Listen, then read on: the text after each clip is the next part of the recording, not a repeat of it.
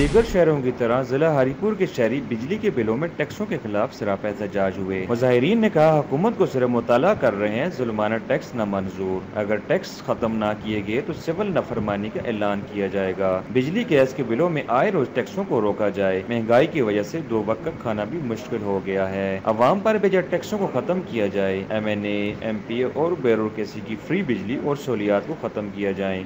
अल्लाह गरीबां दे हाल ते रहम फरमा। अल्लाह पाकिस्तान दे बाशिंदे दे हाल ते रहम फरमा। अल्लाह बेस लोगां ईमानी गैरत अता फरमा। अल्लाह जितने लोग घरें पै के जुल्म पे बर्दाश्त करते हैं उन्हें ईमानी ते अखलाकी गैरत नसीब फरमा। अल्लाह असां दे अरबाब इक़्तिदार, चाहे वो हुकूमत होवे, चाहे वो अपोजिशन होवे, चाहे असां दे महकमे होण, सारे दे सारे अल्लाह अखलाकी जुर्रत अता फरमा। अल्लाह इन्हां सारे ईमानी गैरत अता फरमा। अल्लाह गरीबां दे हाल ते रहम फरमा। अल्लाह गरीबां दे हाल ते रहम फरमा। अल्लाह उम्मत मुस्लिमा दे हाल ते रहम फरमा।